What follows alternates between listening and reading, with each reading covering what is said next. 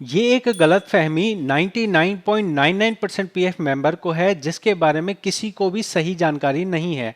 आप इस वीडियो को देखेंगे तो आप इस जानकारी को समझेंगे और बाकी लोगों को भी सही जानकारी देंगे। नमस्कार, मेरा नाम सागर है, मैं पीएफ कंसल्टेंट हूँ। ये जो पीएफ का चैनल है, ये नंबर 1 चैनल है पीएफ का, और यहाँ जो जानकारी मिलती है, ऐसी जानकारी आपको किसी चैनल पर नहीं मिलेगी। यहाँ सबसे इम्पोर्टेंट बात यह है बताने की कि आपका जो है ना, आप सभी को ये पता है कि भाई साहब हमें इंटरेस्ट मिलता है, लेकिन 99.99% लोग ये बोलते हैं जी हमें इंटरेस्ट सिर्फ मिलता है जी 3 साल तक। 3 साल के बाद हमारा पीएफ अकाउंट बंद हो जाता है, कोई इंटरेस्ट नहीं मिलता है।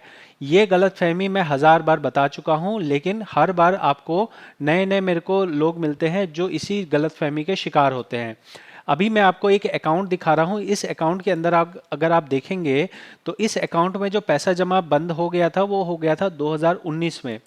आप ध्यान से देखेंगे तो सबसे इंपॉर्टेंट चीज़ ये है कि आपका जो इंटरेस्ट है, अगर आप नौकरी कर रहे हैं और नौकरी करके आप उसमें पैसा पड़े रहने देते हैं, तो मैंने एक कैलकुलेशन की है कि 6 से 7 साल में आपका जो प्रिंसिपल अमाउंट होता है वो डबल हो जाता है। जितना भी आपका पीएफ होता है, अगर आप उस पीएफ को ना निकालें तो 7 साल, 6 से 7 साल के बीच में आपका पीएफ का अमाउंट जितना है, 100 रुपये अगर आपका पीएफ है तो 100 रुपये ही आपको ब्याज मिलता है। ब्याज के पैसे बोल रहा हूँ, पीएफ कंपनी जो दे रही है वो नहीं कह रहा, जो आपको पीएफ ऑफिस वाले दे रहे हैं ब्याज। आपको जो कहा जाए, यूट्यूब में जो भी कहे, ये मानना है कि वो फर्जी वीडियो बना रहा है। मैं आपको प्रूव करके दिखा रहा हूँ। आपके सामने ये एक अकाउंट मैंने खोला हुआ है। इस अकाउंट में आप ध्यान से देखेंगे तो हमारा एम्प्लॉय कंट्रीब्यूशन 10,82,000 है और एम्प्लॉयर कंट्रीब्यूशन 3,23,000 है। मैं एक आपको रफ कैलकुलेशन दिखा देता हूँ। रफ कैलकुलेशन करके देखते हैं कि अभी तक इन्होंने कितना कंट्रीब्यूट किया है। 10.82 और 3.23, 14 लाख रुपए इन्होंने कंट्रीब्यूट किया है। और इस 14 लाख के ऊपर में अभी तक इनको कितना ब्याज मिला है, ये आप देखिए जरा ध्यान से। लगभग 9 लाख रुपए का इन्हें ब्याज मिला है। ये जो 9 लाख का ब्याज मिला है, ये इसलिए इतना जुड़ पाया है क्योंकि इन्होंने कभी भी अपना इंटरेस्ट का पैसा नहीं निकाला है, कभी भी कोई भी पीएफ अमाउंट नहीं निकाला है।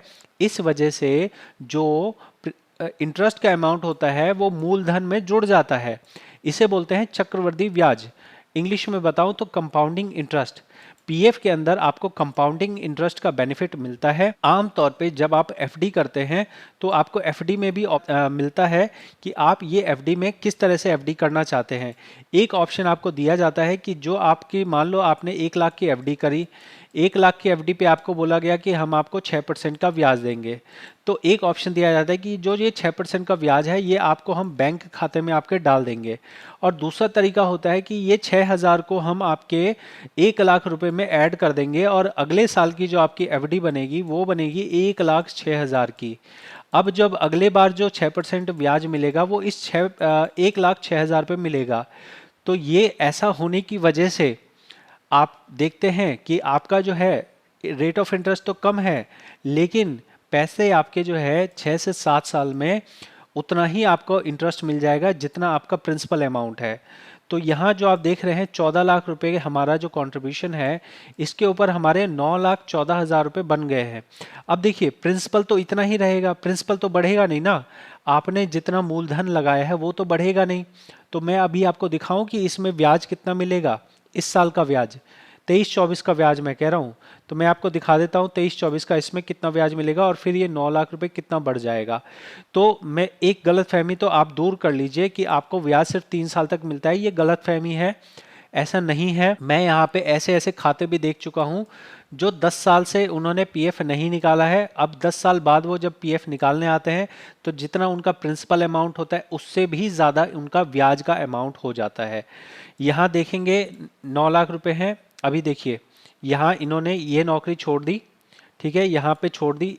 1 साल का यहाँ पे ब्याज मिला, 2 साल मिला, 3 साल मिला, 4 साल मिला और 2023 का भी मिलेगा। 5 साल हो गया और अभी हमारा चल रहा है सितंबर।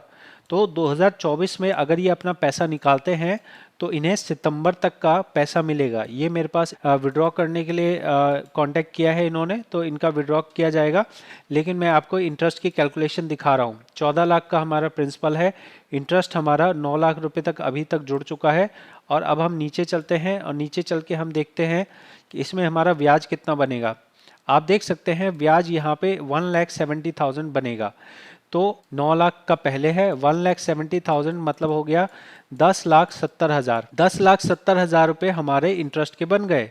हमारा प्रिंसिपल 14 लाख ही रहेगा और ब्याज कितना बन गया, 10 लाख बन गया।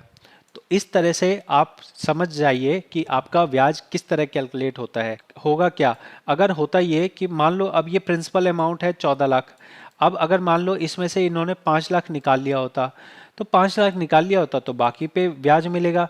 ये तो बैंक की तरह ही होता है, जैसे जैसे आपके पैसे जुड़ रहे हैं, जुड़ने दीजिए। हर महीने के हिसाब से, बैलेंस के हिसाब से इंटरेस्ट की कैलकुलेशन होती है। अब बीच में आपने पैसा निकाल लिया, बीच में निकाल लिया तो उतने, उससे पहले वाले महीनों के उतने वैल्यू पे कैलकुलेट होंगे, उसके बाद वाले महीनों के उतने वैल्यू पे कैलकुलेट होंगे। लेकिन ब्याज आप ऐसा समझ लीजिएगा, ये इंपॉर्टेंट पॉइंट है कि ब्याज आपको सालों साल मिलता है। तो क्या हमें अपने पैसे उसमें छोड़ देने चाहिए? बिल्कुल नहीं छोड़ने चाहिए। पीएफ ऑफिस का मैं 5 साल से काम कर रहा हूँ, मुझे इन पे बिल्कुल भी भरोसा नहीं है। ये किसी भी एक एंट्री को लेकर बोलेंगे इनके 40 लाख रुपए ना, 40 लाख रुपए इनके प्रिंसिपल अमाउंट है, ठीक है, और मतलब टोटल अमाउंट इनका 40 लाख है। ये कहेंगे 2015 में, अप्रैल 2015 में आपका पैसा जमा होना चाहिए था 1250। आपके पैसे जमा हुए हैं जी 1,000 रुपये, 250 रुपये जमा नहीं हुए आपके, तो वो 250 रुपये जमा करो। वो 250 रुपये जमा नहीं करोगे तो हम 40 लाख रुपए आपको निकालने नहीं देंगे। क्या आप ऐसी जगह इन्वेस्टमेंट करना चाहेंगे जहां पे आपके हाथ में कुछ कंट्रोल ही ना हो? कंट्रीब्यूशन जमा किया है कंपनी ने, गलती करी होगी तो कंपनी ने करी होगी, और अगर आप पैसा निकालने जाएंगे आपको बोला जाएगा आप कंपनी जाओ, आप पीएफ ऑफिस जाओ, चक्कर लगाने पड़ेंगे। इसलिए मेरी एडवाइस नहीं रहेगी कि आप पीएफ में अपने पैसे छोड़ें। यहाँ पे छोड़ने का बेनिफिट क्या है वो मैं बता देता हूँ। छोड़ने का बेनिफिट ये है कि अगर इन्होंने ये पैसा, मान लिया कि यहाँ 8% मिल रहा है, लेकिन अगर इसी पैसे को इन्होंने निकाल लिया होता और सपोज बैंक में ये जमा कर देते, बैंक में इनको 8% ही मिलता, तो जो भी इन्हें ब्याज मिलता उसके ऊपर भी टैक्स लगता। या तो ऐसा हो कि भाई इनकी कोई इनकम ना हो, मान लो कि इनको ये मिला ना 1,70,000 रुपये मिला, 1,70,000 रुपये ये अगर मान लीजिए बैंक में कमाएंगे, बैंक के एफडी के ऊपर कमाएंगे, तो इसके ऊपर भी कोई टैक्स नहीं बनेगा क्योंकि ये टैक्सेबल दायरे में नहीं आते। लेकिन वहीं पे अगर ये ऐसे पर्सन हो जो कि पहले से ही जिनकी 10 लाख की इनकम है, उस 10 लाख की इनकम में मान लो 1,70,000 और जुड़ गया, तो फिर ये 1,70,000 रुपये के ऊपर भी 20% लगेगा। तो अगर तो आप अमीर पार्टी हो तो आपको जो है यहाँ पे टैक्स का बचाव हो सकता है। लेकिन अगर आप जो है 7 लाख से कम एनुअल इनकम वाले पर्सन हो, तब आप निश्चित तौर पे यहाँ से पैसा निकाल लीजिए। यहाँ बिल्कुल भी सेफ नहीं है।